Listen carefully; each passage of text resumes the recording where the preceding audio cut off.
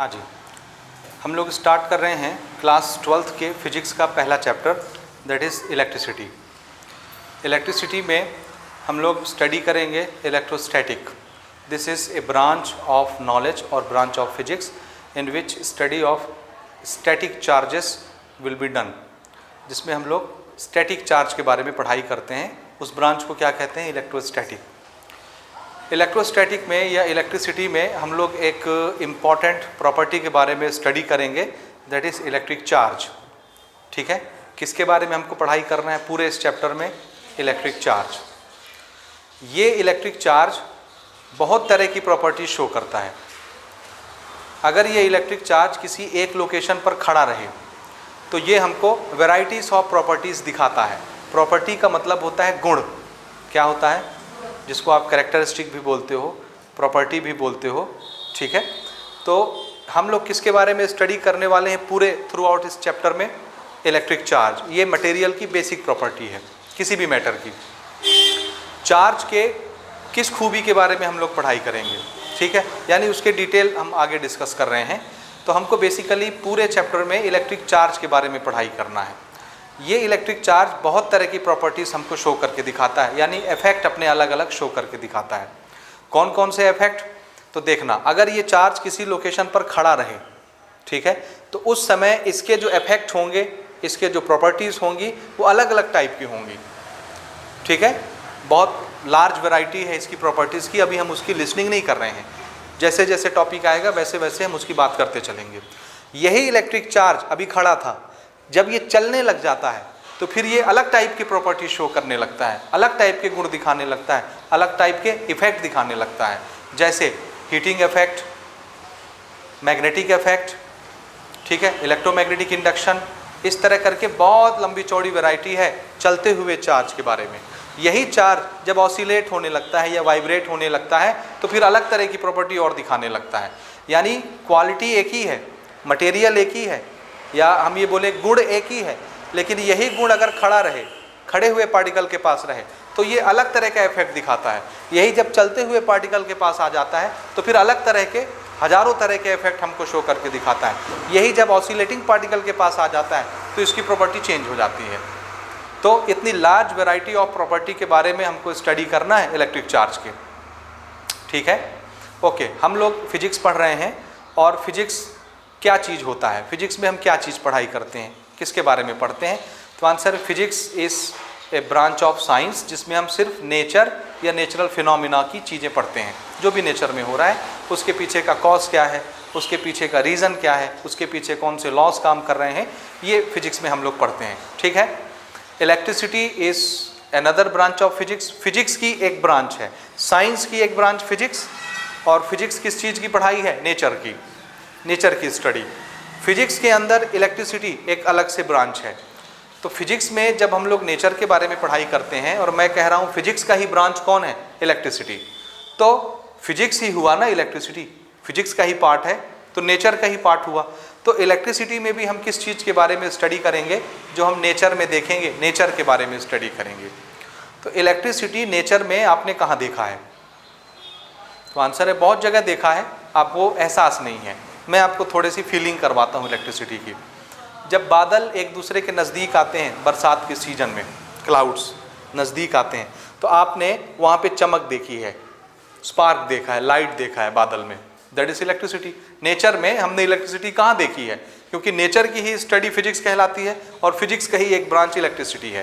तो इसका मतलब है इलेक्ट्रिसिटी भी नेचर की ही स्टडी है। ठीक है, तो नेचर में आपने इलेक्ट्रिसिटी कहाँ देखी है? एक तो आपने बादल में देखा है, ठीक, स्पार्क के रूप में, लाइट के रूप में, जो गरज होती है बादल में, चमक होती है, दैट इज इलेक्ट्रिसिटी। और इलेक्ट्रिसिटी कहाँ देखा है आपने? पावर हाउस से जो वायर्स के थ्रू चल करके हमारे घर तक एनर्जी आती है, जिससे हम फैन चलाते हैं, लाइट जलाते हैं, अपने घर की दूसरी मशीनें चलाते हैं, दैट इज इलेक्ट्रिसिटी। समझ आया?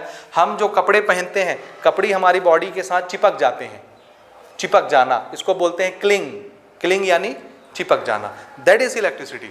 मैं इस चौक से इस बोर्ड पे लिखता हूँ, बोर्ड पर लिखने से चाक के ये वाले पार्टिकल बोर्ड के साथ चिपक जाते हैं, चिपकने को क्या बोलते हैं? क्लिंग। This is electricity. समझ आ रहा? एक नट लिए, उसमें हमने बोल्ट लगाया, बोल्ट लगा के छोड़ दिए, हम देखते हैं छोड़ने के बाद वो वापस अपने आप नीचे नहीं गिर जाता, कोई है जो उसको पकड़ लेता है और उसको चिपकाए रखता है। कौन उसको चिपकाए रखता है? बिना फोर्स के कोई चीज़ ठहर नहीं सकती, तो फोर्स कौन लगाता है? That is electricity. हम ज़मीन पे चलते हैं या हम साइकिल चलाते हैं, मोटरसाइकिल चलाते हैं, कार चलाते हैं, तो ज़मीन क्या करती है? हमारे व्हील को, गाड़ी के चक्के को या हमारे पैर को पकड़ लेती है, जिसकी वजह से हम आगे चल पाते हैं। तो जिस फोर्स की वजह से ज़मीन हमारी बॉडी को पकड़ लेती है या हमारे गाड़ी के व्हील को पकड़ लेती है, दैट इज़ इलेक्ट्रिसिटी। वहाँ इलेक्ट्रिसिटी है। हम दीवार पे पेंट करते हैं और पेंट दीवार के साथ चिपक जाता है, दैट इज़ इलेक्ट्रिसिटी, वहाँ इलेक्ट्रिसिटी है। एक लकड़ी का टुकड़ा लेके अगर हम पानी में ऐसे अंदर डालें और जैसे ही हाथ हटाते हैं पानी वापस उस लकड़ी को ऊपर फेंक देती है, देयर इज़ इलेक्ट्रिसिटी। आप देख रहे हैं इलेक्ट्रिसिटी के कितने सारे फॉर्मेट हैं। आसपास जहाँ भी हम नज़र दौड़ाएंगे हर तरफ हमको क्या दिखता है? इलेक्ट्रिसिटी। आप तो सिर्फ एक रूप जान रहे हैं ना, ये बिजली जो पंखे चल रहे हैं, that is due to electrical energy. आसमान में जो बादल चमकते हैं, जो बिजली चमकती है, लाइटनिंग होती है, शाइनिंग होती है, स्पार्क होता है, साउंड होता है, देयर इज़ इलेक्ट्रिसिटी। ना लाखों फॉर्मेट है इलेक्ट्रिसिटी के हमारे आसपास, इसलिए फिजिक्स में हम उसको पढ़ रहे हैं। अब ये सारी चीज़ें हमारे नेचर में हो रही हैं कि नहीं? जितनी चीज़ें मैंने आपको गिनाई, आपने सारी चीज़ें देखी हैं, ठीक है? तो हमारे नेचर में सारी चीज़ें हो रही हैं, इसलिए नेचर की स्टडी क्या कहलाती है? फिजिक्स। और फिजिक्स की सब ब्रांच कौन है? इलेक्ट्रिसिटी। इसलिए इलेक्ट्रिसिटी किस चीज़ की स्टडी है? नेचर की। और नेचर में हम कहाँ कहाँ इलेक्ट्रिसिटी देख रहे हैं वो सारे हमने आपको एक्सप्लेन कर दिए। समझ आया? ओके। अब हम नेचर की बात करते हैं। हमारा नेचर दो चीज़ों से मिलकर के बना है, सिर्फ दो चीज़ें हमारे नेचर में। नेचर के जो कंपोनेंट हैं, यानी जिन चीज़ों से हमारा नेचर बना है, वो सिर्फ कितनी चीज़ें हैं? दो टाइप की चीज़। पहली चीज़ जो हमको अपने आसपास चारों तरफ नज़र आती है, मटेरियल, मैटर, जिसमें आप बैठे हैं, जिसमें आप चलते हैं, समझ गए? जो आपके हाथ में है लिखने के लिए, कापी हो, कलम हो, आपकी गाड़ियाँ, अगल बगल जो भी चीज़ें आपको नज़र आ रही हैं, जो चीज़ भी आप सेंस कर सकते हो, all things are matter, material. पहली चीज़ तो ये होगी जिससे नेचर बना है, ये नेचर का एक कंपोनेंट है। दूसरी वो चीज़ है जो हमको आँख से नज़र नहीं आती लेकिन होती है, ठीक है? जैसे सन से आने वाली धूप दिखती है क्या? नहीं, लेकिन होती है कि नहीं? होती है, और उसके पास भी एनर्जी होती है। समझ आया? वो सारे काम जो मैटर कर सकता है, वो सारे काम रेडिएशंस भी कर सकती हैं। सन से आने वाली धूप को क्या बोलते हैं? एनर्जी और रेडिएशन। तो मैं ये कहना चाह रहा हूँ कि हमारा ये नेचर सिर्फ दो तरह की चीज़ों से मिलकर के बनता है। नंबर 1 मटेरियल, नंबर 2 रेडिएशन और एनर्जी। बस यही दोनों चीज़ों से मिलकर के क्या बना है? हमारा पूरा नेचर बना है, पूरा यूनिवर्स बना है। ठीक है जी? ऐसा समझिए कि ये दोनों मटेरियल या एनर्जी दोनों नेचर के ही बच्चे हैं। किसके? नेचर के ही बच्चे हैं। जो खूबी या जो गुण या जो प्रॉपर्टी नेचर ने अपने एक बच्चे को दी है, मटेरियल को, वही खूबी, वही गुण, वही प्रॉपर्टी नेचर ने अपने दूसरे बच्चे को भी दी है। यानी किसको? रेडिएशन को। कौन सी खूबी? तो बहुत सारी खूबी है, उसमें से एक खूबी है वर्क करना, है ना? मटेरियल वर्क कर सकता है कि नहीं? मटेरियल किसको बोलते हैं? जो जिसके पास मास होता है, थोड़ा स्पेस ऑक्यूपाई करता है ना? अगर मैं किसी मैटर को, मास तो है ही, उसको चला दूं, फोर्स लगा के डिस्प्लेसमेंट करा दूं, तो उसके पास वेलोसिटी आ जाएगी। मास है, वेलोसिटी है, उसके पास क्या आ गया? मोमेंटम। मोमेंटम से वो किसी चीज़ को जाके हिट करेगा, वर्क करके दिखाएगा। जैसे एक गोली, अगर मैं बुलेट से गोली चलाता हूँ, बुलेट फायर करता हूँ बंदूक से, तो बंदूक के पास मास है, उसके पास स्पीड है, कहीं जाके हिट करेगी, मोमेंटम है, मास स्पीड की वजह से किसी को जाकर के हिट करेगा, वर्क करके दिखाएगा, है ना? तो मटेरियल के पास मास है, मोमेंटम होता है, वेलोसिटी होती है, और वो कोई स्पेस ऑक्यूपाई करता है, यानी उसके पास वॉल्यूम होता है, एनर्जी कैरी करता है, कुछ वर्क करके दिखाता है। ये मटेरियल की प्रॉपर्टी हो गई। सेम गुण नेचर ने अपने दूसरे बच्चे को भी दी है वर्क करने के लिए, लेकिन उसके पास मटेरियल जैसा पार्टिकल नहीं होता, बिना पार्टिकल का। जैसे धूप में कोई पार्टिकल होता है क्या? कोई मास होता है क्या? आंसर है नहीं। बिना मास के भी वो वर्क करके दिखाता है। उसके पास एनर्जी होती है, वर्क करने की कैपेसिटी होती है, वो भी वर्क करता है। जैसे सूरज से आने वाला धूप, हम अपने घर में बर्नर जलाते हैं खाना पकाने के लिए, गैस चालू करते हैं, बर्नर पे हीट आता है, आप दूर में हाथ रखिए, बर्नर से हीट आएगी, आपके हाथ को गर्म कर देगी। बीच में कुछ नहीं दिख रहा, कोई मास नहीं, कोई मटेरियल नहीं, लेकिन कोई तो आया जो आपके हाथ को आकर के गर्म करके चला गया। ये रेडिएशन का एक एग्जाम्पल है। वर्क किया कि नहीं? गर्म हुआ कि नहीं? हुआ। इसी तरह से हमारे सेल फोन में कोई तो आता है जो घंटी बजा के चला जाता है, वर्क करके चला जाता है, कोई आया और आपके मोबाइल के अंदर का रिंग बजा, यानी कोई तो आया ना बेल बजाने के लिए, आने वाला दिखता नहीं है लेकिन आके वर्क करके चला जाता है कि नहीं। तो कौन है वो? रेडिएशन, इलेक्ट्रोमैग्नेटिक रेडिएशंस हम आगे पढ़ेंगे वो किस टाइप के रेडिएशंस होते हैं। मेरे कहने का मतलब ये है कि हमारी इस दुनिया में दो तरह की चीज़ें हैं, एक matter matter matter matter matter और दूसरी energy energy energy energy energy, जिसको रेडिएशन भी बोल सकते हैं। तो ये दो चीज़ें जो हैं ये कंपोनेंट ऑफ नेचर कहलाते हैं। जो खूबी नेचर ने अपने एक बच्चे को दी है वही खूबी नेचर ने दूसरे बच्चे को भी दी है। यहाँ तक क्लियर हुआ? अच्छा, दोनों वर्क कर सकते हैं। लेकिन हमारी ये जो स्टडी अब यहाँ से स्टार्ट हो रही है इलेक्ट्रिसिटी की, ये हम किस बेसिस पर करेंगे? तो आंसर है नेचर के पहले बच्चे के बेसिस पर करेंगे। यानी किसके बारे में पढ़ना है हमको? मैटर के बारे में। और मैटर के खास गुण के बारे में हम लोग आगे स्टडी करने वाले हैं। और वो खास गुण क्या है? Matter can apply force. Material क्या कर सकता है? फोर्स लगा सकता है। समझ आया? अब मैटर कैसे फोर्स लगाता है? तो आंसर है मैटर के पास कुछ ऐसे गुण होते हैं जिसकी वजह से वो फोर्स लगा सकता है। ठीक है, यानी प्रॉपर्टी। एक प्रॉपर्टी तो मैंने आपको बताया मास है। जिस पार्टिकल के पास, जिस मटेरियल के पास मास होगा वो एक पर्टिकुलर टाइप का फोर्स लगा सकता है जिसको हम बोलते हैं ग्रेविटेशनल फोर्स। मास एक गुण है जिसको धारण कौन करता है? मटेरियल। हर मटेरियल के पास मास होता है क्योंकि मास इनहेरेंट प्रॉपर्टी है, ईश्वर उसको दे के भेजता है, उसको वो बनाना नहीं पड़ता, कहीं से लेना नहीं पड़ता, होता ही है मास उसके पास। जिसके पास भी मास होगा वो क्या लगा सकता है? ग्रेविटेशनल फोर्स लगा सकता है। ठीक है, और ग्रेविटेशनल फोर्स हमारे इस नेचर का एक बड़ा प्रोमिनेंट फोर्स है जो हमको अपने आसपास चारों तरफ नेचर में दिखता है। मैं ये बात कर रहा हूँ कि मटेरियल क्या लगा सकता है? फोर्स लगा सकता है। कितनी तरह के फोर्सेस होते हैं हमारे संसार में? लाखों तरह की। ठीक है, एक्चुअल में कितनी तरह के होते हैं? लाखों तरह के।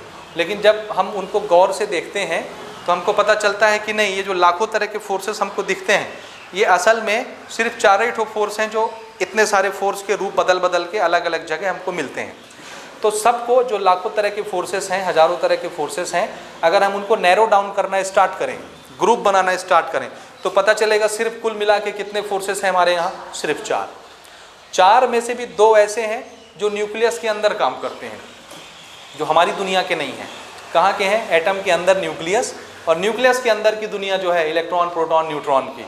ठीक है, न्यूक्लियस के अंदर भी कभी कभी इलेक्ट्रॉन आ जाता है। ठीक है ना? तो उस दुनिया में 2 तरह के फोर्सेस लगते हैं, वो है एक स्ट्रॉन्ग न्यूक्लियर फोर्स और एक है वीक न्यूक्लियर फोर्स। उसकी बात भी हम क्लास 12th में करेंगे, चैप्टर नंबर 12 में और 13 में करेंगे। तो अभी जब तक हम वहाँ तक पहुँचते नहीं तब तक हम सिर्फ 2 तरह के फोर्सेस के बारे में बात करेंगे जो हमारी दुनिया के फोर्सेस हैं। हमारी दुनिया यानी बड़ी दुनिया जहाँ हम रहते हैं, मैक्रोस्कोपिक दुनिया। और वो जो 2 तरह के फोर्सेस मैंने आपको गिनाए, स्ट्रॉन्ग न्यूक्लियर फोर्स और वीक न्यूक्लियर फोर्स, वो किस दुनिया के हैं? जो हमको आँख से दिखती नहीं, माइक्रोस्कोपिक दुनिया, न्यूक्लियस की दुनिया। तो उससे तो अभी हमको कोई काम धाम नहीं है। हम जहाँ रहते हैं, जिस नेचर में रहते हैं, वहाँ पर 2 तरह के फोर्सेस बड़े प्रोमिनेंट हैं। और जो लाखों तरह के फोर्सेस हमारे आसपास हमको एक्सपीरियंस होते हैं, ये सारे फोर्सेस यही 2 फोर्स अदल बदल के उनमें कन्वर्ट होते रहते हैं। ठीक है, उसमें से पहला फोर्स है हमारा ग्रेविटेशनल फोर्स। ठीक है, और दूसरे फोर्स पर अभी हम आ रहे हैं अगले टॉपिक पर। ठीक है, ओके। तो हम ये बात कर रहे हैं कि एक मटेरियल है, इसके पास मास है, तो मास एक गुण है इस मटेरियल का। जो कोई भी इस गुण को धारण करेगा अपने अंदर, मास को, वो कौन सा फोर्स लगा सकेगा? Gravitation force. किस पर लगाएगा? जिसके पास मास होगा, सीधी सी बात। ठीक है ना? तो ग्रेविटेशन फोर्स बनाने के लिए कौन सा सोर्स चाहिए होता है? मास। मास वो सोर्स है जो क्या पैदा कर सकता है? Gravitational force. जब ये ग्रेविटेशनल फोर्स पैदा होता है तो लगता किस पर है? जिसके पास कौन सा गुण होना चाहिए? मास। ठीक है, और दिस इज द फोर्स जिसकी वजह से हमारा ये पूरा यूनिवर्स बैलेंस है। क्योंकि सन अर्थ पर फोर्स लगाता है, अर्थ सन पर फोर्स लगाता है, मून पर लगाता है, एक प्लैनेट दूसरे प्लैनेट पर फोर्स लगाता है, एक स्टार दूसरे स्टार पर फोर्स लगाता है, पूरा यूनिवर्स बैलेंस रहता है। किस फोर्स की वजह से? ग्रेविटेशनल फोर्स की वजह से। तो हमारी इस दुनिया में एक बड़ा प्रोमिनेंट फोर्स कौन सा है? ग्रेविटेशनल फोर्स है।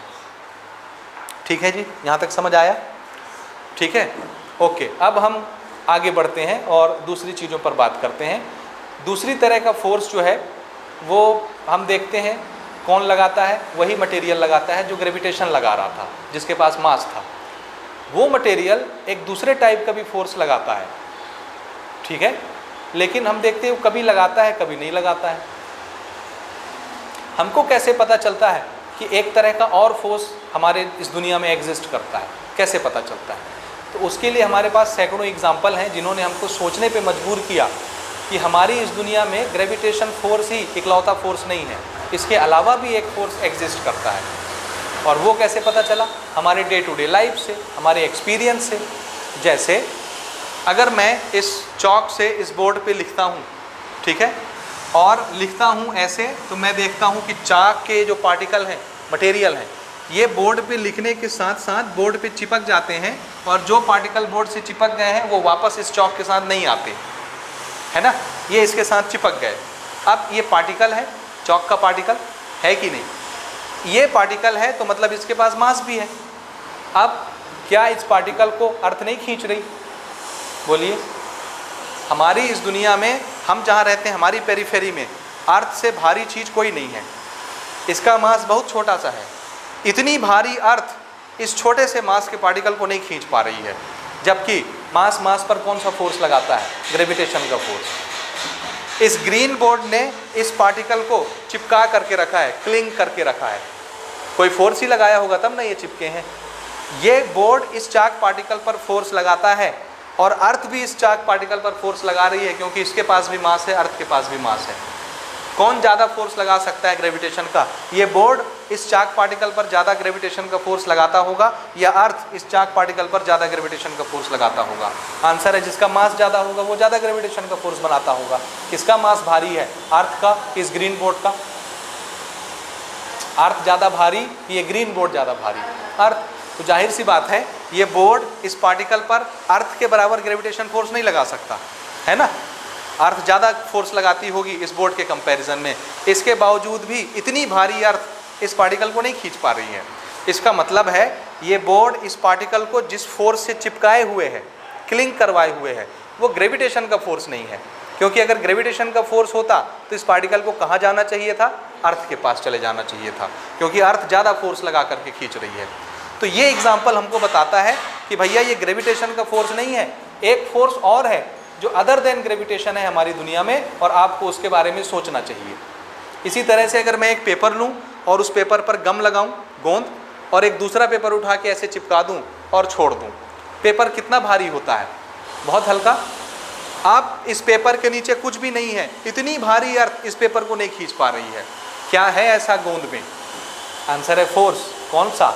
इलेक्ट्रिक फोर्स, ये आपका ग्रेविटेशन फोर्स नहीं, क्योंकि जाहिर सी बात है गोंद अर्थ के बराबर ग्रेविटेशनल फोर्स नहीं लगा सकती, क्योंकि गोंद का मास अर्थ के कंपैरिजन में बहुत छोटा सा है।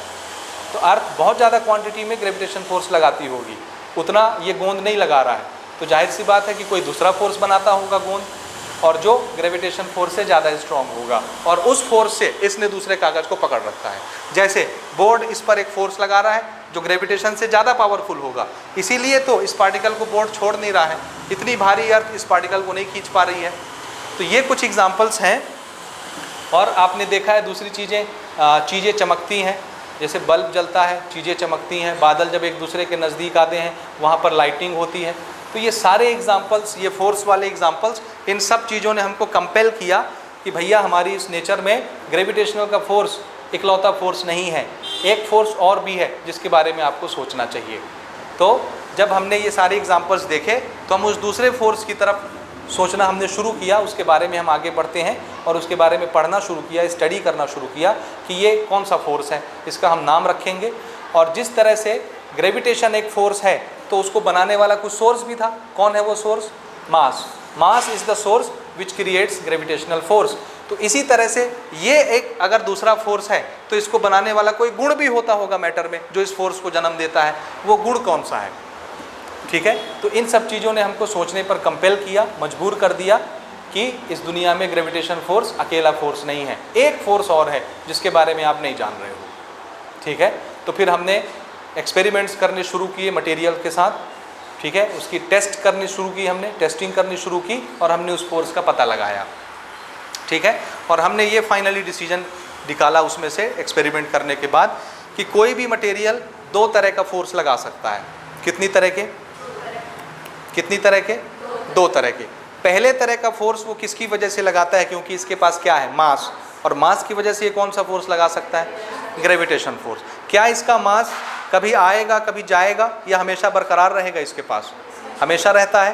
तो मास हमेशा रहने वाली चीज़ है, इसलिए उसकी वजह से लगने वाला ग्रेविटेशन का फोर्स हमेशा लगने वाला फोर्स है, वो कभी कम ज़्यादा नहीं होता। मास अगर है तो फोर्स हमेशा लगता रहता है ग्रेविटेशन का। लेकिन ये जो दूसरा वाला फोर्स मटेरियल लगाता है, उसको हमने देखा कि कभी मटेरियल लगाता है फोर्स, कभी नहीं लगाता, कभी कभी लगाता है। जब एक खास इसकी स्टेट आती है, इसके पास एक खास चीज़ आ जाती है, तब ये दूसरा फोर्स लगाता है। और वो खास चीज़ जब नहीं होती इसके पास ना, तो ये दूसरा फोर्स नहीं लगाता, सिर्फ ग्रेविटेशन लगाता है, क्योंकि मास तो हमेशा रहना है। समझ आया? वो खास चीज़ क्या है? तो हमने ना इसका एक्सपेरिमेंट करके देखा कि वो वाली खास चीज़, वो वाला गुण जब इसके पास आता है, तो हम देखते हैं कि ये किसी चीज़ पर फोर्स लगाना शुरू कर देता है, फोर्स लगाने लगता है। तो जब हम देखेंगे कि ये किसी पर फोर्स लगा रहा है अदर देन ग्रेविटेशन, ग्रेविटेशन के खिलाफ अगर ये कोई फोर्स लगा रहा है, तो हम बोलेंगे इसके पास वो ताकत आ गई है, वो स्ट्रेंथ है, जिसकी वजह से ये दूसरे टाइप का फोर्स लगाता है। समझ आया? और जब ये वो फोर्स नहीं लगाएगा, सिर्फ ग्रेविटेशन लग रहा है, सेकंड वाला फोर्स नहीं लगाता, तो हम बोलेंगे इसके पास वो स्ट्रेंथ नहीं है, जिसकी वजह से ये दूसरा टाइप का फोर्स लगा सकता है। ये जो स्ट्रेंथ इसके पास आता है और कभी नहीं आता, इस स्ट्रेंथ का हमने नाम रखा इलेक्ट्रिक चार्ज। क्या नाम रखा? Electric charge. यानी जब इसके पास इलेक्ट्रिक चार्ज आ जाएगा, तो ये क्या कर सकता है, फोर्स लगा सकता है। कौन सा फोर्स? वो दूसरे वाला फोर्स। समझ आया? और जब इसके पास इलेक्ट्रिक चार्ज नहीं होगा, तो ये वो दूसरा वाला फोर्स नहीं लगाएगा, क्योंकि ग्रेविटेशन का तो इसको हमेशा लगाना है ना, मास तो हमेशा है इसके पास, तो वो तो लगता ही रहेगा। दूसरे टाइप वाला फोर्स हम देखते हैं कभी लगाता है कभी नहीं लगाता। और वो किसकी वजह से? वो जो गुण हम जिसके बारे में बात कर रहे हैं, जिसका नाम हमने क्या रख दिया, इलेक्ट्रिक चार्ज। इलेक्ट्रिक चार्ज क्या है? गुण, प्रॉपर्टी। जैसे मास क्या है? गुण। तो मास तो ये हमेशा धारण रखता है, लेकिन इलेक्ट्रिक चार्ज एक ऐसा गुण है जो ये कभी रखता है और कभी नहीं रखता। जब रखेगा तो क्या करेगा? फोर्स लगाएगा। कौन सा फोर्स? दूसरा वाला। और जब नहीं रखेगा तो फिर दूसरा फोर्स नहीं लगाएगा, सिर्फ ग्रेविटेशन का लगाएगा।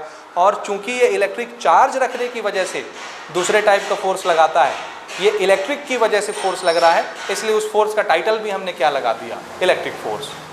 समझ आया कि नहीं आया? अब आप उसको इलेक्ट्रिक फोर्स बोलो, इलेक्ट्रोस्टैटिक फोर्स बोलो, इलेक्ट्रोमैग्नेटिक फोर्स बोलो, या जो मर्जी वो बोलो, इलेक्ट्रिकल फोर्स बोलो, कुछ भी बोलो, ठीक है। Due to electric charge it will apply a force, that's why we will give it a name electric force और इलेक्ट्रोस्टैटिक फोर्स।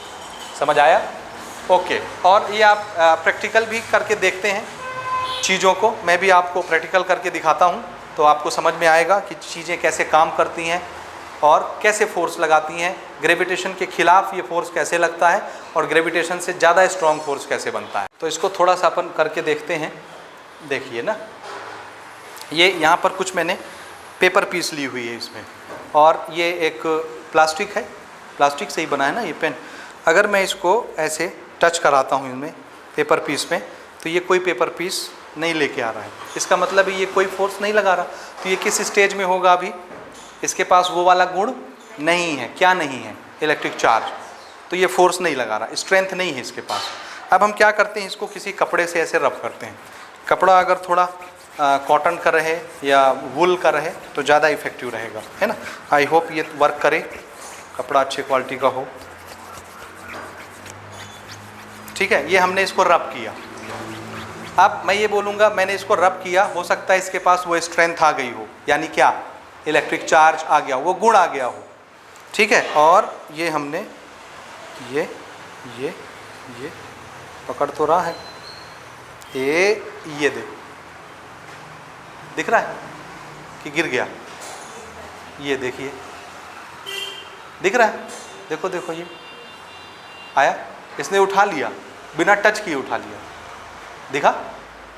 तो इसके पास क्या आ गया? Electric charge. इसलिए ये क्या लगा रहा है? ये फोर्स लगा रहा है, इसने चिपका लिया इसको, दिख गया? ठीक, ये होता है इलेक्ट्रिक चार्ज। और ये वाला जो फोर्स लगा, देखिए ये हम क्या बोल रहे हैं, ये कॉपी है, कॉपी के ऊपर ये छोटे छोटे पेपर पीसेस है। कितना छोटा पेपर पीस है? बहुत छोटा सा, मास होगा कि नहीं इसके पास है। इतनी भारी अर्थ इसको खींच रही है ग्रेविटेशन के फोर्स से, नीचे की तरफ लग रहा है ग्रेविटेशन का फोर्स, और ये क्या कर रहा है, नीचे लगने वाले ग्रेविटेशन फोर्स के खिलाफ ऊपर की डायरेक्शन में फोर्स बना के इसको उठा ले रहा है।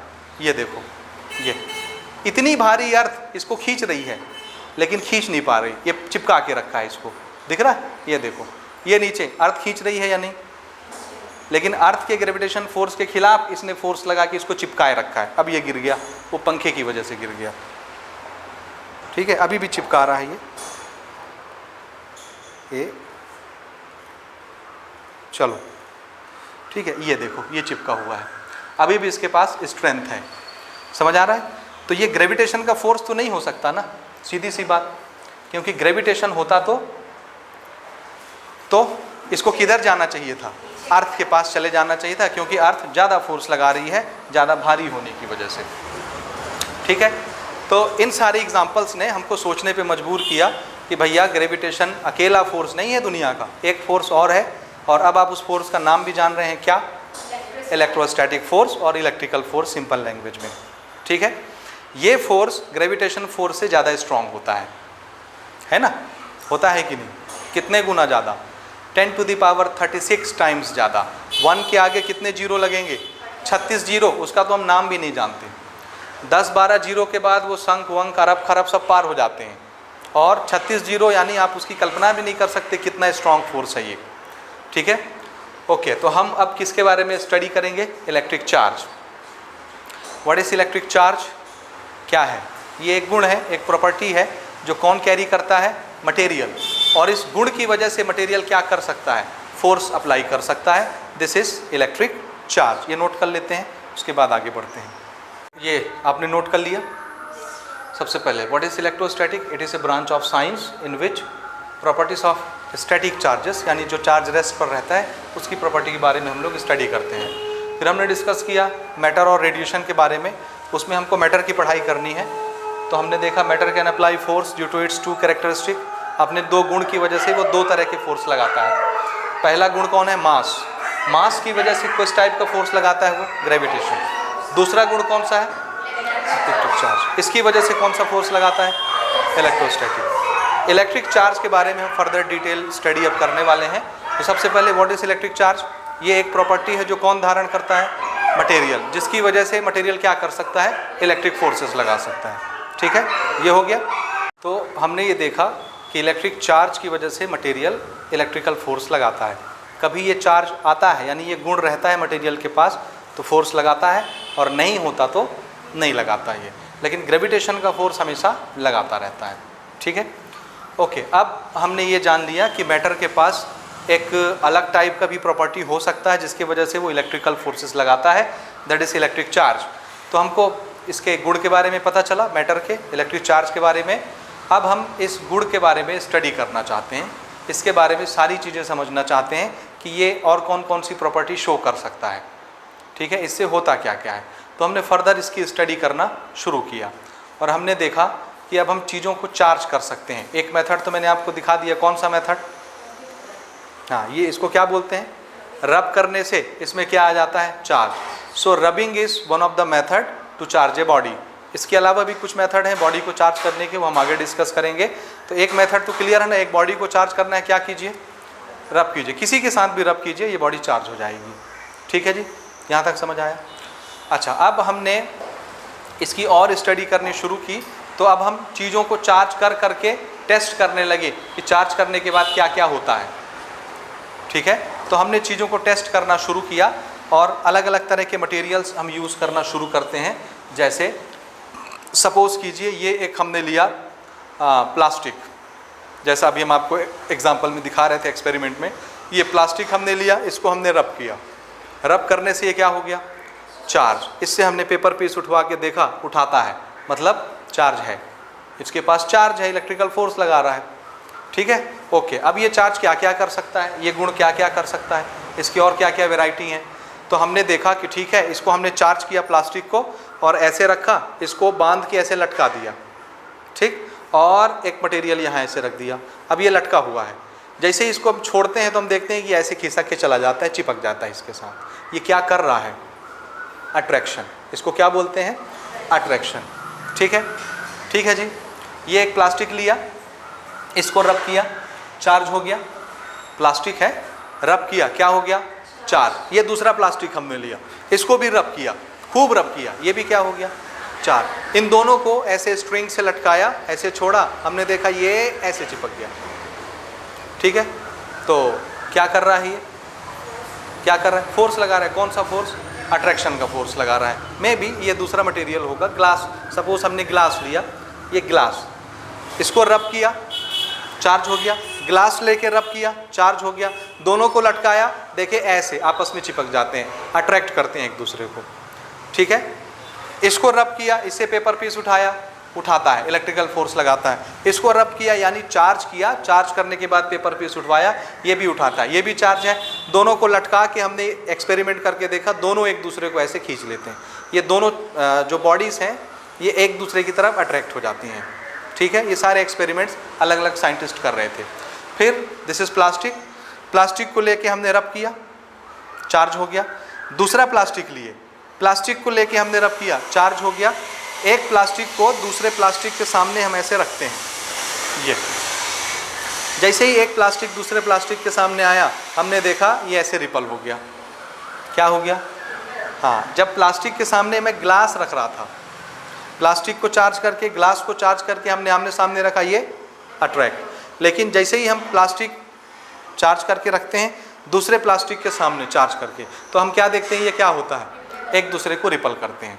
ठीक है, तो हम थोड़े से कंफ्यूज हो गए कि भैया इलेक्ट्रिक चार्ज करता क्या है। इसको मैं चार्ज देता हूँ, इसको मैं चार्ज देता हूँ, तो हम देखते हैं ये चार्ज एक दूसरे को रिपल कर रहे हैं। इसको चार्ज करता हूँ और ग्लास को चार्ज करता हूँ, तो हम देखते हैं ये चार्ज एक दूसरे को अट्रैक्ट करते हैं। तो चार्ज कभी अट्रैक्ट करता है और चार्ज कभी रिपल करता है। चार्ज दोनों काम करता है। क्यों? ये दोनों तरह की बिहेवियर इसने हमको शो करके दिखाए। अब हम इसको एक्सप्लेन करना चाहते हैं कि चार्ज रिपल करेगा कि अट्रैक्ट करेगा, करता क्या है और कब करता है। अगर रिपल करता है तो क्यों करता है, अट्रैक्ट करता है तो क्यों करता है, इसका अब हमको जवाब चाहिए। तो इसके लिए हमने बहुत सोचा, बहुत सारे एक्सपेरिमेंट्स किए और हम इसका जवाब नहीं दे पाए। ठीक है ना? कब तक? जब तक हमको ये ना सोचने को मिले, हमने ये नहीं सोच लिया कि चार्ज एक टाइप का नहीं होता, दो टाइप का होता है। समझ आया? एक टाइप का चार्ज अगर हम सोचते रहेंगे कि इसको रब करने से ये चार्ज हो गया, इसको रब करने से ये चार्ज हो गया, अब चार्ज तो हो गया, चार्ज ही है, इसने अट्रैक्ट कर लिया। इसको रब किए, चार्ज हो गया, इसको रब किए, चार्ज हो गया, चार्ज तो चार्ज ही है, सामने रखते हैं, रिपल कर देता है। तो अगर आप चार्ज को सिर्फ चार्ज सोचोगे तो आप एक बार का अट्रैक्शन और एक बार का रिपल्शन एक्सप्लेन नहीं कर सकते। इसलिए इसने मजबूर किया ये बोलने पर, ये सोचने पर कि चार्ज एक टाइप का नहीं होता, दो टाइप का होता है। नहीं तो आप अट्रैक्शन और रिपल्शन कैसे एक्सप्लेन करोगे? तो हमको क्या बोलना पड़ा मजबूरी में? कितने टाइप के होते हैं चार्ज? दो टाइप के होते हैं। जब एक टाइप का चार्ज आता है, सेम टाइप का चार्ज, ये प्लास्टिक है तो सेम मटेरियल है, तो जैसा चार्ज इसमें आया होगा ये भी प्लास्टिक है, सेम मटेरियल है, वैसे ही चार्ज इसमें आया होगा। सेम टाइप के चार्ज जब आमने सामने आते हैं तो क्या करते हैं? रिपल। ये प्लास्टिक है, रब किया, इस पे चार्ज आया, ये दूसरा मटेरियल में ले आया ग्लास, इसको रब किया तो इसमें ग्लास टाइप का चार्ज आया होगा, दूसरे टाइप का। तो जब अलग अलग टाइप के चार्ज आमने सामने आते हैं तो ये क्या करते हैं? अट्रैक्शन। तो जब तक आप चार्ज को दो टाइप का नहीं सोचोगे, आप अट्रैक्शन और रिपल्शन को एक्सप्लेन नहीं कर सकते। तो हमने चार्ज को सोचा कि कितने टाइप का होता होगा? दो टाइप का। तो there are two type of charges. ठीक है, अच्छा, अब दो तरह के चार्ज हैं तो दोनों के नाम भी रखने पड़ेंगे। एक टाइप का होता तो उसको चार्ज ही बोलते रहते, वो बुरा भी नहीं मानता। अब चूंकि सेम कैटेगरी के दो चीज़ें हो गई हैं तो दोनों के नाम भी रखने पड़ेंगे। दोनों के क्या नाम रखें? ठीक है, फैराडे चाहते तो अपना नाम रख सकते थे, बेंजामिन चाहते अपना नाम रख सकते थे, या जैसे आप लोग केमिस्ट्री में पढ़ते हो किसी न किसी साइंटिस्ट का नाम होता है, जैसे चार्ल्स ला, बॉयल्स ला, एवोगैड्रो ला, गे-लुसेक ला, पढ़ते हैं आप लोग ना। तो यहाँ पर भी अगर फैराडे चाहते तो अपना नाम रख देते चार्ज का, बेंजामिन चाहते अपना नाम रख देते। तो चार्ज का नाम बड़ा अजीब नाम रखा बेंजामिन फ्रैंकलिन ने। एक का नाम रखा प्लस और एक का नाम रखा माइनस। बड़ा अजीब नाम जब भी रखा जाता है तो कैसे रखते हैं? किसी साइंटिस्ट के नाम पर रखते हैं या कोई अजीब टाइप का नाम हम रख देते हैं। प्लस माइनस नाम बड़ा अजीब है। है ना। ऐसे नाम तो अच्छे नहीं लगते। आपके बाल बच्चे हों, आपके बाल बच्चों के नाम अगर प्लस माइनस रख दें तो आपको तो बड़ा ख़राब लगेगा। लेकिन इतना अजीब नाम बेंजामिन ने रखा चार्ज का। क्यों रखा जी? इसके पीछे भी एक लॉजिक है। क्यों बेंजामिन ने प्लस और माइनस चार्ज रखा? इस तरह के क्वेश्चन आपके पेपर में पूछे जाते हैं, यही बेसिक्स हैं। समझ आया? क्यों बेंजामिन ने प्लस और माइनस नाम रखा चार्ज का? तो इसका जवाब सुनिए क्यों रखा। देखिए, हम लोग बचपन से ये पढ़ते आ रहे हैं केमिस्ट्री में, बायोलॉजी में, दूसरी ब्रांच में, कि जब भी कोई दो चीज़ आपस में कंबाइन होती है तो एक तीसरी चीज़ बनती है। जब भी दो चीज़ मिलेंगी तो हमेशा क्या होगा? कोई ना कोई तीसरी चीज़ बनेगी, दो चीज़ें बनेंगी, चार चीज़ें बनेंगी, 10 चीज़ें बनेंगी, नई चीज़ें बनती हैं। क्या कभी ऐसा होता है कि दो चीज़ें मिलें और ख़त्म हो जाएं, दुनिया से उनका अस्तित्व ही खत्म हो जाए, एग्जिस्ट ही ना करें? होता है क्या ऐसा? जब भी कोई दो चीज़ मिलाओगे एक तीसरी चीज़ बनेगी। यही होता है ना हमेशा केमिस्ट्री में, आप रिएक्शंस में देखते हो। लेकिन चार्ज के अंदर ये खूबी थी कि जब हम दो बॉडी को चार्ज करते हैं और दोनों को मिला देते हैं तो हम देखते हैं उनका चार्ज ख़त्म हो गया, चार्ज है ही नहीं। कैसे? देखिए, ये हमने लिया ग्लास को खूब रब किए तो ये क्या हो गया? चार्ज हो गया। इससे हमने पेपर पीस उठवा के देखा, उठाता है, यानी ये क्या है? चार्ज है। ठीक। फिर हमने ना प्लास्टिक लिया, प्लास्टिक को खूब रब किया, ये क्या हो गया? चार्ज। इससे भी पेपर पीस उठवा के देखा, ये भी उठाता है, मतलब ये भी चार्ज है। दोनों चार्ज हैं। अब हमने सोचा ठीक है, चलो दोनों चार्ज हो गए हैं, ऐसा करते हैं, ये भी चार्ज है, ये भी चार्ज है, इनकी ताकत बढ़ा देते हैं। ये इकट्ठा ऐसे बांधे दोनों को, दोनों की ताकत बढ़ गई। अब हम पेपर पीस उठवा रहे हैं, उठा ही नहीं रहा। समझ आया? हम कह रहे ये क्या हो गया? दोनों को चार्ज किए थे, चार्ज और चार्ज मिलाएंगे तो ताकत बढ़ जानी चाहिए, डबल चार्ज हो जाना चाहिए। अब हम उठवा रहे हैं पेपर पीस, नहीं उठाता। अच्छा, हम कहे ठीक है, खराबी है, इसको खोलो, इससे पेपर पीस उठवाओ, नहीं उठाता। चलो इससे पेपर पीस उठवाओ, ये भी नहीं उठाता। क्या था? शुरू में जब ये चार्ज होके आया था, अकेला था, चार्ज था, पेपर पीस उठाता था। ठीक है, ये जब चार्ज था स्टार्टिंग में, ये पेपर पीस उठाता था अकेला। जब ये चार्ज था, ये भी पेपर पीस उठाता था अकेला। हमने दोनों को बांध दिया, ये सोचे कि ताकत बढ़ जाएगी। अब हम देख रहे हैं चार्ज है ही नहीं, उठा ही नहीं रहा पेपर पीस। पेपर पीस नहीं उठा रहा मतलब चार्ज खत्म। क्या हुआ? इसको क्या बोलते हैं? क्या बोलते हैं? डिलीट हो गया। आपके मोबाइल से कोई चीज़ गायब हो जाए तो आप क्या बोलते हो? डिलीट हो गया। तो इसमें जो गुण आई थी वो गुण चली गई। क्या हो गया उस गुण का? डिलीट हो गया। तो ये चीज़ आई, इसके पास थी कुछ देर, उसके बाद हमने देखा कि ये चला गया, नेचर से इसका एग्जिस्टेंस ही खत्म हो गया। कहाँ है? हवा में तो रहता नहीं है, धारण तो मटेरियल ही करता है ना, मटेरियल तो ये है, तो किधर गया? मैटर से तो निकल गया, तो कहाँ गया? खत्म हो गया, एग्जिस्टेंस ही खत्म हो गया, नेचर में है ही नहीं कहीं वो। और ऐसा हमने पहली बार देखा, क्योंकि जब भी हम ये देखते थे दो चीज़ें मिलाएंगे, दो चीज़ें जब भी मिलती हैं क्या बनता है? एक नई चीज़ बनती है, तीसरी चीज़ बनती है। लेकिन यहाँ एक बड़ा अजीब सा बिहेवियर हमने देखा कि जब भी हम इसको मिलाते हैं दो चार्ज को, तो ये ख़त्म हो जाता है, नेचर से ही समाप्त हो जाता है। ठीक है, और ये बड़ा अजीब बिहेवियर था। तो ऐसा कहाँ देखा है जी आपने? ऐसा कहीं होता है क्या कि दो चीज़ें मिलाएं और वो ख़त्म हो जाएं? नहीं होता। लेकिन एक ब्रांच है हमारी नॉलेज की ऐसी जहाँ ऐसा होता है, और वो ब्रांच है मैथमेटिक्स की। किसकी? मैथमेटिक्स की। देखिए, +3 एक नंबर है, नंबर लाइन इमेजिन कीजिए। +3 कुछ होता है कि नहीं?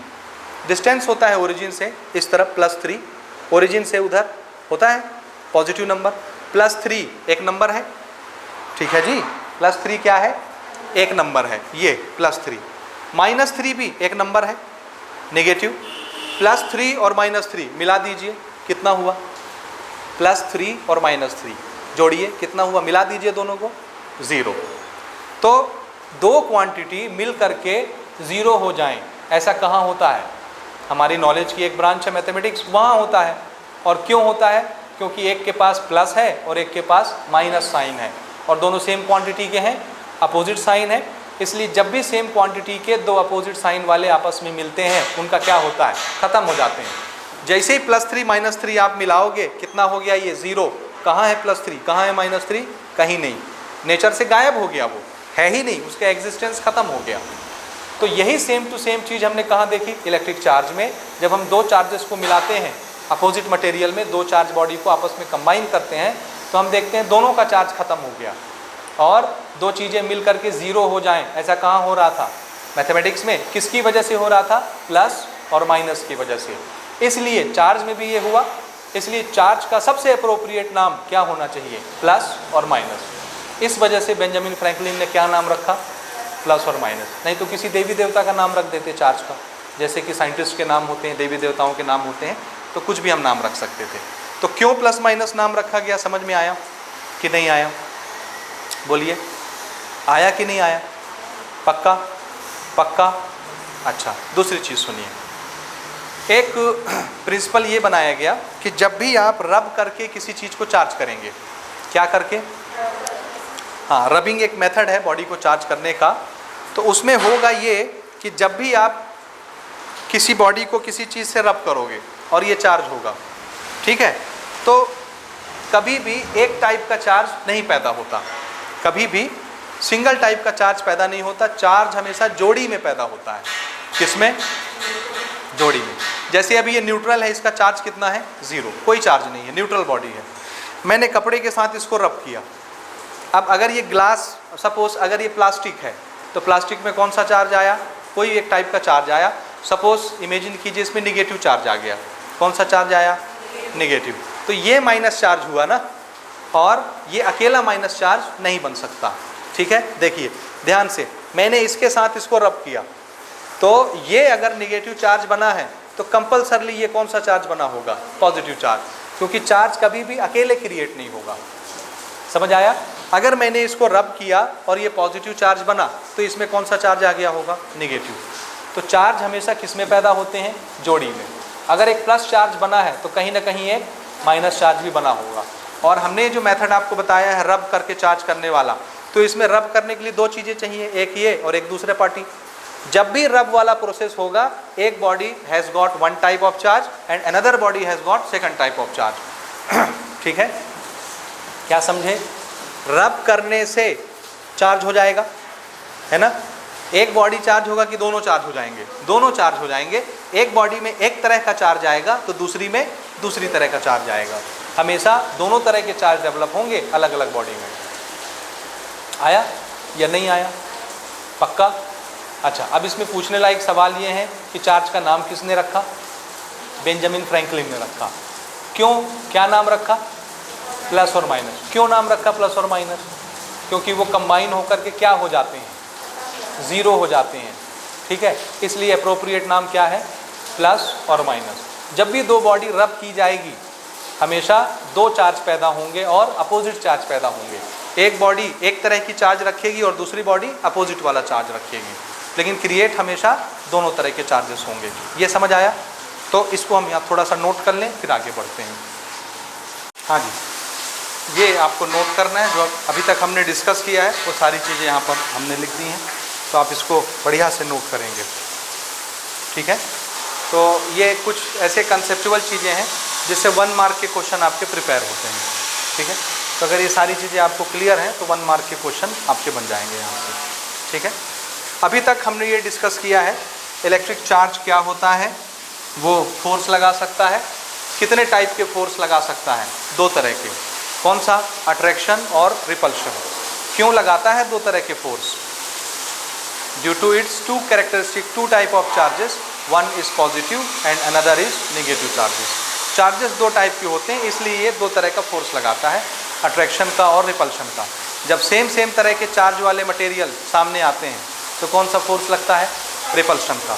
और जब डिफरेंट मटेरियल वाले चार्ज पार्टिकल एक दूसरे के सामने आते हैं तो अट्रैक्शन का फोर्स लगता है। ठीक है जी, ये हुआ। अच्छा, अब हम ये जानना चाहते हैं कि किसी मटेरियल के पास कौन सा चार्ज आएगा। 2 में अपोजिट चार्ज आते हैं ना, 2 बॉडी अगर हम रब करें, या ठीक है 2 बॉडी हमने रब किया, एक इस मटेरियल को हमने शर्ट के साथ रब किया, कपड़े के साथ, तो ये भी चार्ज होगा, ये भी चार्ज होगा। यही हमने पढ़ा कि जब भी 2 चीज़ें रब होंगी आपस में ऐसे, तो दोनों में चार्ज आएगा। एक में एक तरह का चार्ज आएगा, दूसरे में दूसरे टाइप का चार्ज आएगा। अब हम ये जानना चाहते हैं कि इसमें कौन सा चार्ज आएगा, कौन सा पॉजिटिव चार्ज होगा और कौन सा नेगेटिव चार्ज होगा। समझ आया? जब भी 2 सब्सटेंस आपस में रब किए जाएंगे, एक में पॉजिटिव बनेगा, एक में नेगेटिव चार्ज बनेगा हमेशा। किस में पॉजिटिव आएगा और किस में निगेटिव आएगा, कैसे पता करेंगे? तो इसके लिए फेराडे ने एक सीरीज़ बनाई है, अलग अलग सब्सटेंस को, अलग अलग चीज़ों को रब कर करके, एक्सपेरिमेंट कर करके उन्होंने एक सीरीज़ बनाई है। उस सीरीज़ को बोलते हैं इलेक्ट्रोस्टैटिक सीरीज़। क्या बोलते हैं? यानी जब भी दो चीज़ें आप रब करेंगे तो एक में पॉजिटिव दूसरे में निगेटिव चार्ज आएगा। उस सीरीज़ को देख करके हम बता देंगे किस में कौन सा चार्ज आया है।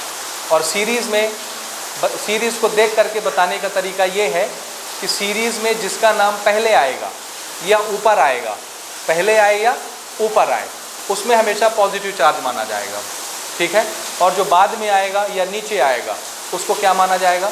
नेगेटिव चार्ज माना जाएगा। और उसको क्या बोलते हैं? Electrochemical series, sorry electrostatic series, not chemical, electrostatic series बोलते हैं। किसने बनाया? फेराडे ने। समझ गए? तो अब हम लेते हैं इलेक्ट्रोस्टैटिक सीरीज। अब ये हिस्टोरिकल हो गई है, ठीक है ना, तो इससे ज़्यादा क्वेश्चन नहीं आते, लेकिन कभी कभार 1 मार्क के क्वेश्चन बन जाते हैं, लेकिन आपको इसको जानना चाहिए। तो अब हम उसको नोट करते हैं ये रब करके। तो ये है सीरीज़। पहले नंबर में किसको लिखा हमने? ग्लास, दूसरे में फ्लैनल, और ऐसे करते करते ये 8-9 नाम हमने नोट किए हैं। बीच में और भी हैं लेकिन उसको सारों को हम कवर नहीं कर रहे ना। अच्छा, इसमें ये है कि देखिए ग्लास और प्लास्टिक, इन दो चीज़ों को बेस बनाया फेराडे ने, क्योंकि दोनों चीज़ें आसानी से मिल जाती हैं, हर जगह हर घर में उपलब्ध हैं, ग्लास और प्लास्टिक। ग्लास यानी क्या? कांच, प्लास्टिक आपके कलम, हर चीज़ तो लगभग प्लास्टिक का ही यूज़ करते हैं हम। तो ये दोनों चीज़ें बहुत आसानी से हमको मिल जाती हैं घर में, ईजी अवेलेबल हैं एकदम, ठीक है। इसलिए फेराडे ने क्या किया कि इन्हीं दोनों चीज़ों को बेस बनाया, ठीक है, ठीक है। और ये हमने कन्वीनियंट के लिए थोड़ा सा कन्वेंशन बनाया, माना, आपस में एग्रीमेंट किया कि हाँ भैया इसी चीज़ को हम मानेंगे, कोई इसमें सवाल नहीं उठाएगा, ठीक है। तो हम ये कहते हैं कि देखो ग्लास को जब भी किसी चीज़ के साथ हम रब करेंगे, किसी भी चीज़ के साथ, ग्लास में हमेशा कौन सा चार्ज आएगा? पॉजिटिव। इसको हम कन्वेंशन बना ले रहे हैं, ठीक है, नियम बना ले रहे हैं। हालांकि ऐसा कोई वो नहीं है, इसको गलत भी साबित किया जा सकता है, लेकिन आप उंगली नहीं उठाएंगे, ठीक है। तो ग्लास में हमेशा कौन सा चार्ज आएगा? पॉजिटिव। और ऑलमोस्ट सबसे लास्ट में क्या है? प्लास्टिक। सल्फर को छोड़ दीजिए क्योंकि ज़्यादा इजीली अवेलेबल नहीं है घर घर में, ये तो घर घर में है। तो ऑलमोस्ट लास्ट में क्या आता है? प्लास्टिक। इसलिए प्लास्टिक को जिसके साथ भी रब करोगे, प्लास्टिक में हमेशा कौन सा चार्ज आएगा? हमेशा नेगेटिव आएगा, चाहे किसी के साथ भी उसको रब कीजिए। समझ गए कि नहीं समझे? तो दो चीज़ों को हमने बेस बनाया, पहला ग्लास, दूसरा प्लास्टिक। ग्लास को किसी के साथ भी रब करो, ग्लास में हमेशा कौन सा चार्ज आएगा? पॉजिटिव। और प्लास्टिक में हमेशा कौन सा चार्ज आएगा? नेगेटिव। बाकी चीज़ों का, बाकी चीज़ को, तो आंसर है डिपेंड करता है कि किसके साथ रब कर रहे हो, ठीक है कि नहीं है। बाकी किसी चीज़ के लिए आप श्योर नहीं है कि इस पर पॉजिटिव चार्ज आएगा या नेगेटिव चार्ज आएगा। समझे कि नहीं समझे? हमेशा क्या पूछेंगे? किसके साथ रब करना है, तब हम बताएंगे कि पॉजिटिव आएगा कि नेगेटिव आएगा। जैसे मैंने आपको बोला वुल को आपको रब करना है मेटल के साथ। किसको रब कर रहे हैं? वुल को किसके साथ? मेटल के साथ। तो किस में पॉजिटिव आएगा, किस में नेगेटिव आएगा? वुल में क्या आएगा? पॉजिटिव। मेटल में क्या आएगा? नेगेटिव। क्यों? हमारी इलेक्ट्रोस्टैटिक सीरीज में वुल पहले आता है और मेटल बाद में आता है, इसलिए पहले आने वाले पर कौन सा चार्ज आएगा? पॉजिटिव। अब देखना, अभी आप क्या बोल रहे हो? वुल में क्या आया है? पॉजिटिव चार्ज आया है। अब हमने बोला ठीक है, वुल को प्लास्टिक के साथ रब कीजिए। किसके साथ रब करना है? प्लास्टिक के साथ। बताइए वुल में कौन सा चार्ज आएगा? वुल में कौन सा चार्ज आएगा? पॉजिटिव। क्यों? क्योंकि प्लास्टिक नीचे आता है, ये पहले आता है। अच्छा, वुल को ग्लास के साथ रब कीजिए। वुल में कौन सा चार्ज आएगा? वुल को ग्लास के साथ रब करना है। ग्लास कौन सा चार्ज आएगा वुल में? नेगेटिव। और अभी तो आप बोल रहे थे वुल में पॉजिटिव चार्ज आएगा। अभी हमने वुल में कौन सा चार्ज बोला? नेगेटिव, ठीक है। तो वुल पॉजिटिव चार्ज होगा कि नेगेटिव चार्ज होगा? वुल में कौन सा चार्ज आता होगा? पॉजिटिव आता होगा कि नेगेटिव आता होगा? आंसर है नॉट श्योर, नहीं बता सकते। समझ आया? क्यों नहीं बता सकते? क्यों नहीं बता सकते पॉजिटिव आएगा कि नेगेटिव? तो आंसर है डिपेंड करता है भैया कि किसके साथ रब करना है। जब आप ये बताओगे कि इस चीज़ के साथ रब करना है, तब हम बताएंगे कि वुल में पॉजिटिव आएगा या नेगेटिव आएगा। तो ग्लास और प्लास्टिक इसको छोड़ के बाकी किसी चीज़ के लिए हम श्योर नहीं है कि उस पर कौन सा चार्ज आएगा, लेकिन ग्लास में हमेशा प्लस ही आएगा हमेशा, और प्लास्टिक में हमेशा नेगेटिव चार्ज ही आएगा। ये दो श्योर हैं, ठीक है। जैसे आप इस लाइन के बारे में श्योर नहीं हो सकते कभी भी। मैं आपसे पूछूंगा ये लाइन लंबी है कि छोटी, बताओ। ये लाइन बड़ी है कि छोटी? हाँ, छोटी है। बोलो ना, लाइन बड़ी है कि छोटी? जल्दी बोलो। छोटी है। कहाँ छोटी है? छोटी है। देखो कहाँ छोटी है, इन दोनों को देखो। ये लाइन छोटी है कि बड़ी? अभी तो आप बोल रहे थे कि छोटी है।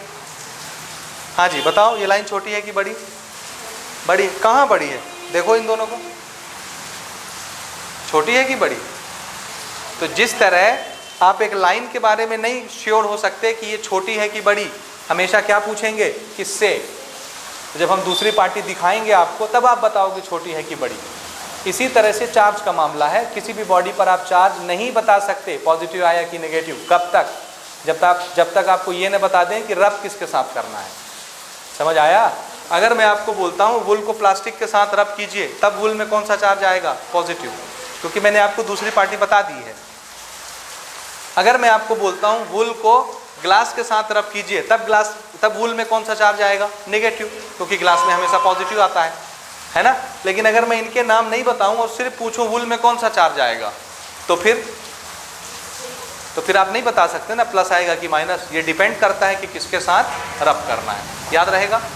वुल को फ्लेनल के साथ रब कीजिए, वुल में कौन सा चार्ज आएगा?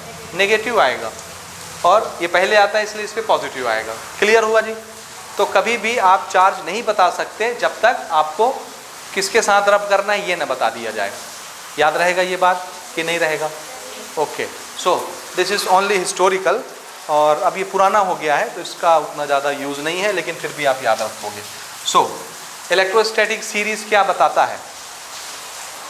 क्या बताता है कि दो बॉडी आपस में रब होंगी तो किस में कौन सा चार्ज आएगा, किस टाइप का चार्ज आएगा? पॉजिटिव आएगा या नेगेटिव आएगा?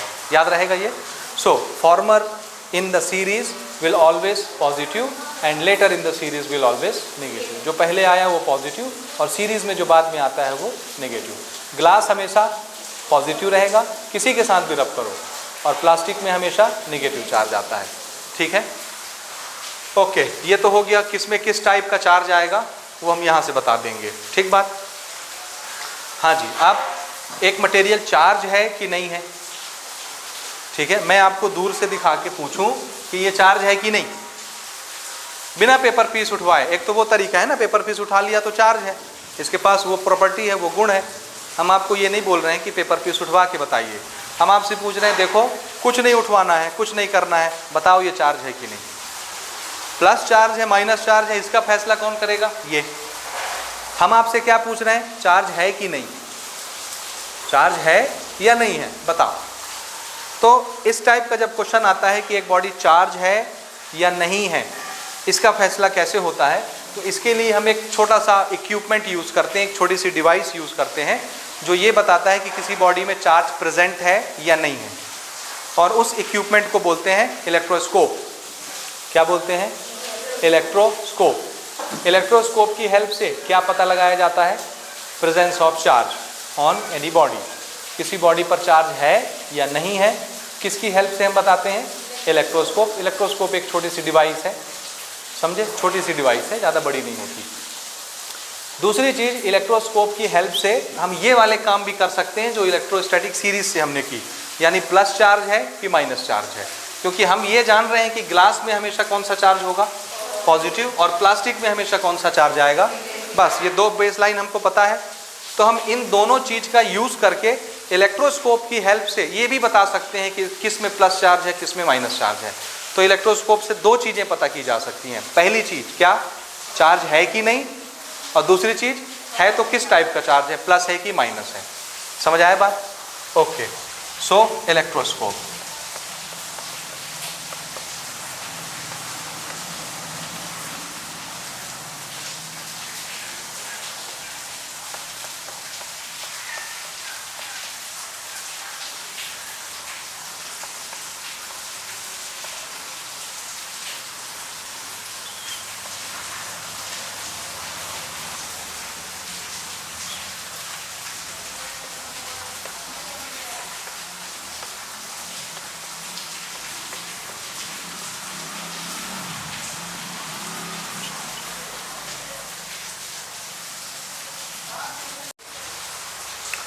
Electroscope, it is a device which help us to know presence of charges as well as types of charges. और किस प्रिंसिपल पर ये वर्क करता है? It works on the principle of repulsion of charges. Same charges एक दूसरे को ripple करते हैं, रिपल्शन ऑफ चार्जेस के बेसिस पर ये इक्विपमेंट काम करता है। अब ये इक्विपमेंट कैसा होता है इसको देखिए। इसमें हम क्या करते हैं, देखो एक ऐसे मेटल की एक डिस्क बनाते हैं, मेटल की बनी हुई, किसकी? मेटल की। मेटल का एक रॉड इसमें ऐसे लगा रहता है, दिस इज मेटालिक रॉड। ये दोनों चीज़ें किसकी बनी हैं? Metal. And metal is good conductor of electricity. Metal charges को अपने अंदर से चलना अलाउ करता है। ये हम आगे पढ़ेंगे कि किसी भी मेटल में अगर हम चार्ज दे दें तो मेटल के अंदर चार्ज चल सकते हैं। तो ये मेटल है तो चार्ज को चलना अलाउ करता है। ठीक है, ठीक है। अच्छा, इसमें अब हम नीचे में पतली पतली बहुत बारीक गोल्ड की लीफ लगा देते हैं। क्या लगाते हैं? हाँ, कितनी पतली? इतनी पतली जितनी मिठाई के ऊपर वर्क लगाते हैं, आप देखे होंगे, देखें चांदी का वर्क लगता है मिठाई के ऊपर, उतनी पतली, उससे भी ज़्यादा पतली। और किसकी बनी होती है? गोल्ड की, क्योंकि गोल्ड को उतना पतला किया जा सकता है। ठीक है, लेकिन आज के टाइम पे हमारे पास और भी मेटल्स हैं जिसको उतना पतला किया जा सकता है, जैसे एल्युमिनियम फॉइल्स जो रोटी लपेटने के लिए आता है, सिल्वर कलर का दिखता है, वाइट कलर का, देखें वो एल्युमिनियम फॉइल है, कितना बारीक होता है, कितना पतला, वो भी हम यूज़ कर सकते हैं। लेकिन basically it was made with gold, और ये ऐसे ऐसे ये इस तरह रहता है, this is made with gold, इसलिए इसको गोल्ड लीफ इलेक्ट्रोस्कोप भी बोलते हैं। क्या बोलते हैं? Gold leaf electroscope. ठीक है ना, ये गोल्ड का बना होता है।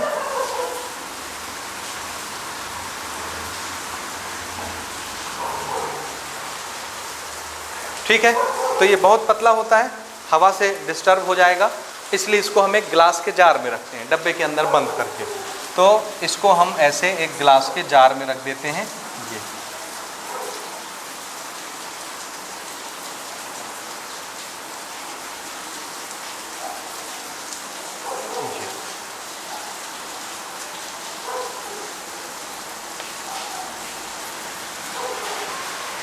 ठीक है, ताकि हवा से डिस्टर्ब ना हो, हिले ना। ठीक है जी, यहाँ तक समझ आया? आया कि नहीं आया?